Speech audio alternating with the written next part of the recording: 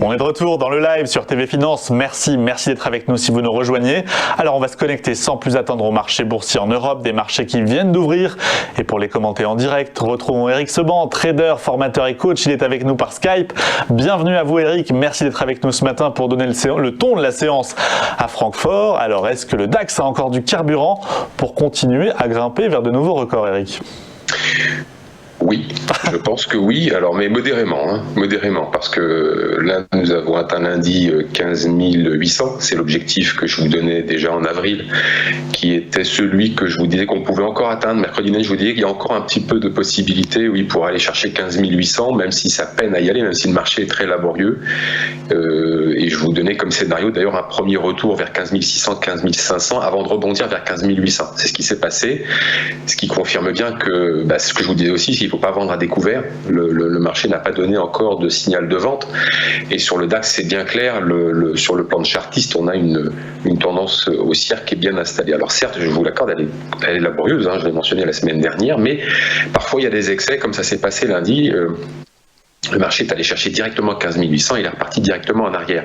Et depuis lundi, le DAX n'arrive pas à afficher en clôture un nouveau plus haut par rapport au 7 juin. Donc sur le plan de chartiste, on voit qu'il y a des velléités de monter un peu plus, qu'il manque le carburant, mais ça finalement, nous ne sommes pas très étonnés puisqu'on sait très bien que le carburant viendra des gestions et que les gestions n'ont pas de visibilité, donc elles ne sont pas et ne seront pas dans l'immédiat des pourvoyeurs de carburant. Donc c'est surtout de la spéculation qui se prend un peu les pieds dans le tapis, mais il n'empêche que on voit bien que la tendance est bien installée. Alors ça, c'est sur le plan de chartiste.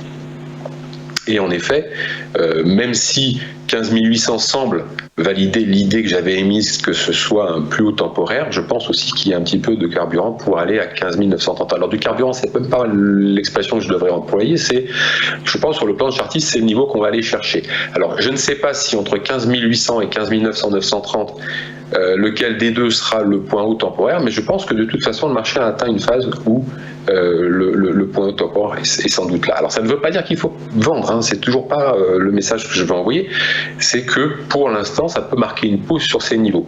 Parce que sur le plan du contexte, rien n'a changé. Ça c'est le plan de chartiste, mais il y a le plan contextuel. Le plan contextuel, c'est toujours le soutien des banques centrales, ça n'a pas changé. Nous avons bien toujours des acheteurs qui sont dans le bon sens, il ne faut pas l'oublier, ça monte depuis des mois, donc il y a des acheteurs qui sont dans le bon sens. Alors même si 15 800 pour les plus rapides, ça a été une façon de prendre une partie des bénéfices, il n'y a toujours pas de signal de vente, et tant qu'il n'y a pas de signal de vente, il n'y a pas de raison de fermer ses positions. C'est-à-dire qu'il ne faut pas attendre de flux vendeurs de la part des acheteurs qui sont encore positionnés. On aura sans doute quelques vendeurs à découvert qui devront encore racheter des positions, parce qu'à chaque fois qu'on atteint un niveau de résistance un peu validé, eh bien vous trouvez des gens qui pensent que le marché va se retourner.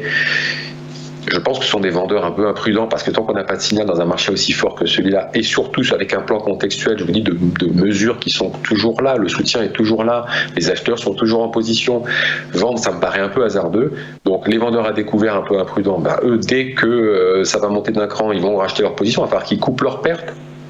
Là-dessus, ça va entretenir le flux haussier, parce que vous allez aussi avoir des vendeurs d'options qui, eux, vont devoir faire ce qu'on appelle la gestion de delta, c'est-à-dire couvrir leurs ventes et acheter des actions achetées du futur. Donc ça va entretenir un flux acheteur contraint.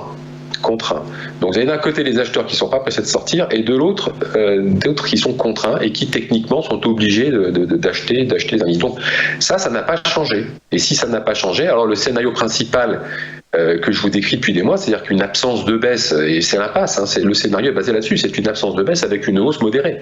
C'est ça le scénario principal. Et donc comme rien n'a changé, d'abord, on a une confirmation sur le plan de chartiste et ensuite sur le plan contextuel, rien n'a changé. Alors, il faut continuer de travailler ce scénario tant qu'il n'est pas invalidé.